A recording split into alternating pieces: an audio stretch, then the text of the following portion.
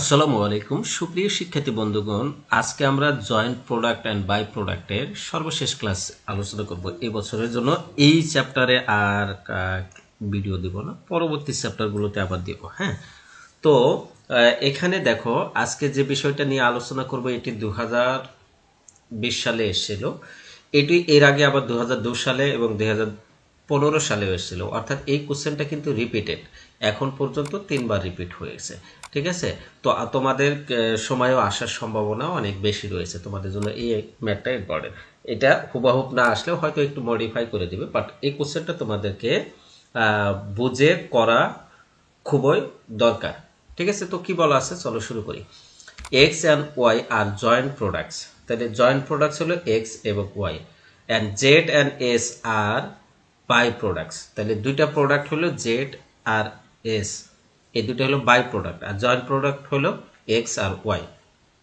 The following particulars are available in respect of the products, তাইলে এখানে কি কি পার্টিকুলার দেওয়া আছে দেখো। এক্স ওয়াই জেড এস, এই চারটা প্রোডাক্টের নাম দেওয়া আছে। প্রথমে sales per unit at separation point, sales per unit, এখানে সেপারেশন পয়েন্টে কত হবে, 20 টাকা, 32 টাকা, 6 টাকা আর 5 টাকা। ঠিক আছে, আফটার ফার্দার প্রসেসিংয়ে আবার কত খরচ হবে, এটা হলো 30 টাকা, 60 টাকা, 14 টাকা, 8 টাকা। কস্ট অফ ফার্দার প্রসেসিং, তাইলে কস্ট অফ ফার্দার প্রসেসিং, তাহলে ফার্দার প্রসেসিং এ আবার কি কস্ট হতে পারে, যেমন এক্স ওয়াই জেড এগুলো যদি ফার্দার প্রসেস করা হয় সেক্ষেত্রে কত খরচ হবে সেগুলো। তাইলে এক্স এ 38,200, ওয়াই 68,200, জেড এর হলো 11,150, এস এর হলো 2,600।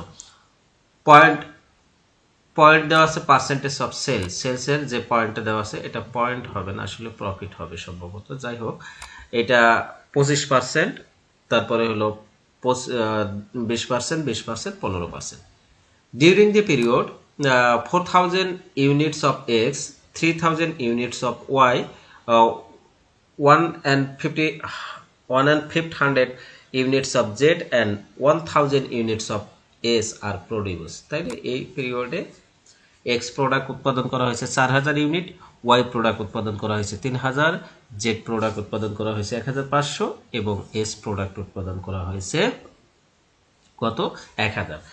The joint cost of the produce goods is টাকা 1,43,000। তাইলে জয়েন্ট কস্ট হলো এই প্রডিউস করতে, এই গুডস প্রডিউস করতে জয়েন্ট কস্ট হয়েছে 1,43,000।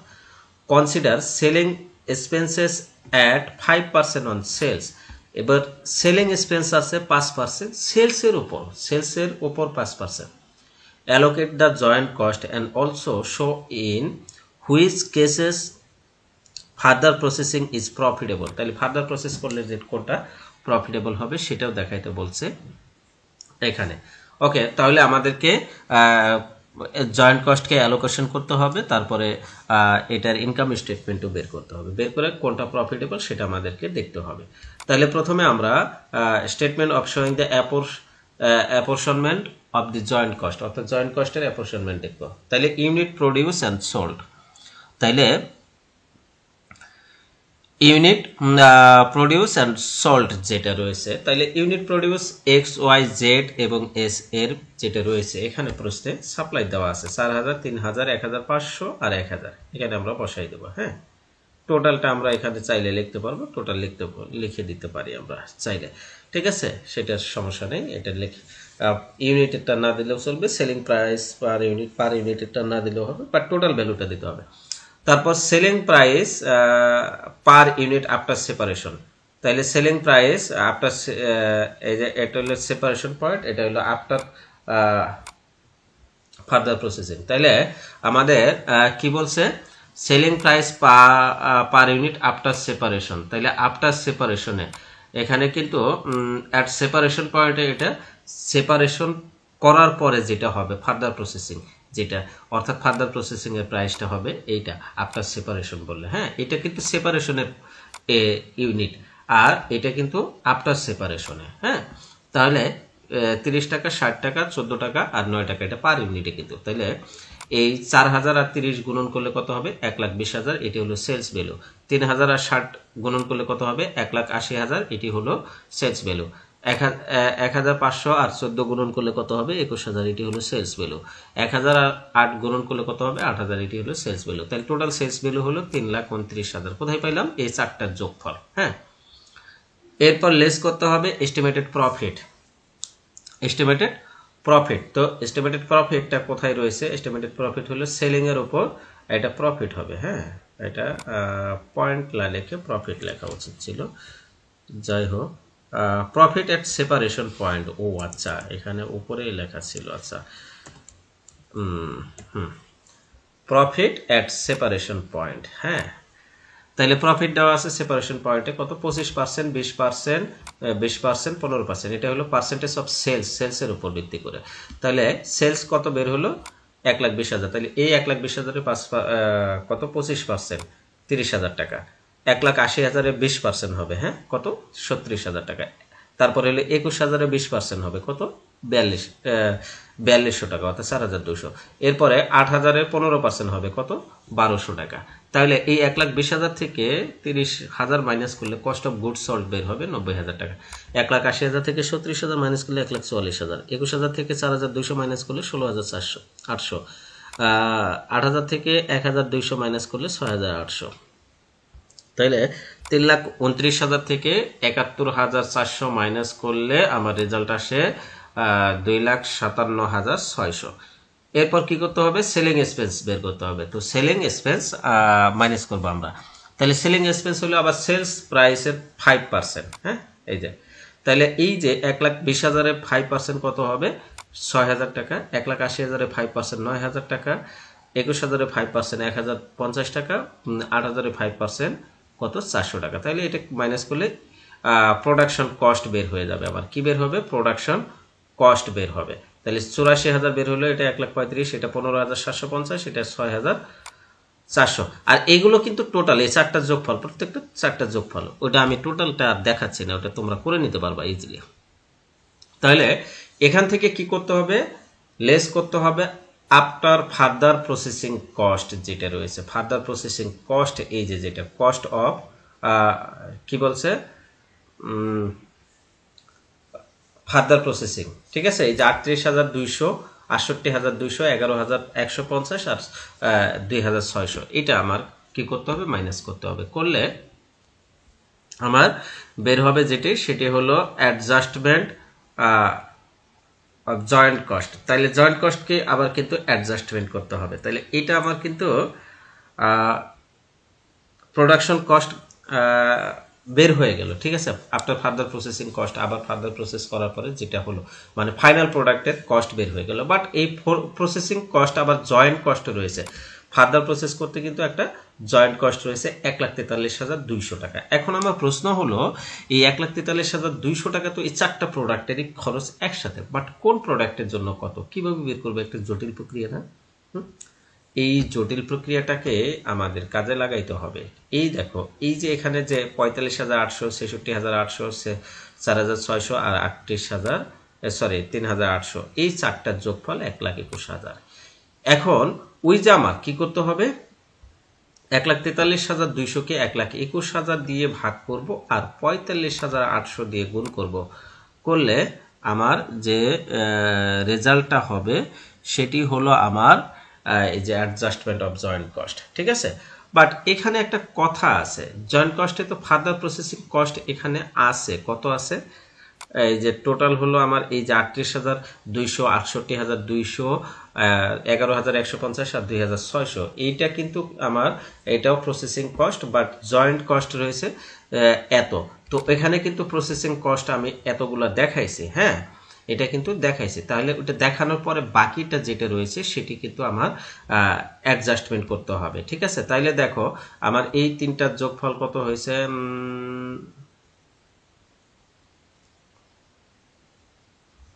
সরি, এই যে আমার যেটা এটা বের হলো যেটা, হ্যাঁ, এটার কস্ট, জয়েন্ট কস্ট কত হবে? দেখো, এটা 1,21,000, এটি কিন্তু জয়েন্ট কস্ট আমাদের, হ্যাঁ, জয়েন্ট কস্ট। এটা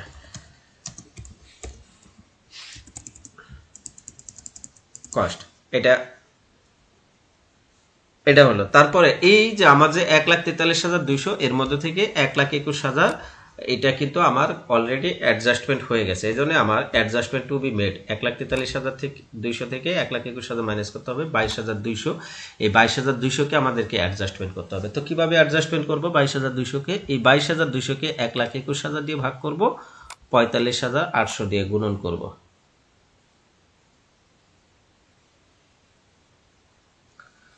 45,800 দিয়ে গুণন করতে পারি। আমরা চাইলে কি করতে পারি, সেলস ভ্যালু দিয়ে গুণ করতে পারি। আমরা যে কোনো সেলস ভ্যালু দিয়ে যদি গুণন করি, এখানে আমি সেলস ভ্যালু দিয়ে গুণ করছি, তাইলে দেখো সেলস ভ্যালু দিয়ে যদি গুণন করি তাহলে এটাই সবচেয়ে ভালো হয় সেলস ভ্যালু দিয়ে গুণন করলে। তাহলে সেলসের টোটাল ভ্যালু কত? 4,29,000। হ্যাঁ, 4,29,000। তাহলে ওই 22,200 কে 3 লাখ, সরি এটা 3,29,000, আমি বারবার 4,29,000 বলতেছিলাম, যাই হোক। তাহলে ওই 22,200 কে 3,29,000 দিয়ে ভাগ করব, 1,20,000 দিয়ে গুণ করব, তাহলে এক্স এর প্রোডাকশন, এক্স এর অ্যাডজাস্টমেন্ট বের হয়ে যাবে। হ্যাঁ, কত? 8,097 আমরা এখানে বসাই দিলাম। এরপরে 22,200 কে 3,29,000 দিয়ে ভাগ করব, 1,80,000 দিয়ে গুণ করব, কারণ ওয়াই এর সেলস কত? 1,80,000। ওকে, 1,80,000 দিয়ে গুণ করলে 12,146 আমরা বসাই দিলাম এখানে 12,146। এরপরে 22,200 কে 3,29,000 দিয়ে ভাগ করব, তারপরে জেড এর সেলস ভ্যালু কত? 21,000 দিয়ে গুণ করব, করলে 1,417 টাকা হবে। তাইলে এটা আমরা এখানে বসাই দেব 1,417। ঠিক আছে। এরপরে পরেরটা 8,000 দিয়ে গুণ করব, করলে 540 টাকা হবে। এটা সবকিছু যোগ করলে আমার এখানে কিন্তু এই আমার অ্যাডজাস্টমেন্টটা বের হয়ে যাবে। ঠিক আছে, অ্যাডজাস্টমেন্ট কস্ট বের হবে। এখন আরেকটা জিনিস আমাকে বের করতে বলছে যে ইনকাম অর লস। ঠিক আছে, আফটার ফার্দার প্রসেসিং। তাহলে ওই একই বিষয়ে আমরা ইউনিট প্রডিউস আর সেলিং প্রাইস বা পার ইউনিট আফটার সেপারেশনে এটা আমরা বসাইলাম। সেলস ভ্যালুটা আমরা আগের মতোই বের করে নিব। হ্যাঁ, লেস করতে হবে sales value at separation point. তাহলে সেলস ভ্যালু অ্যাট সেপারেশন পয়েন্টে যে সেলস ভ্যালুটা রয়েছে, কত টাকা রয়েছে সেপারেশন পয়েন্টে আমার, এই যে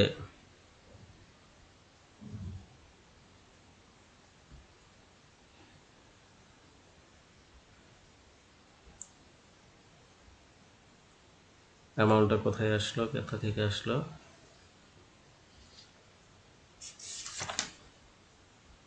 একই কোশ্চেনে ছিল।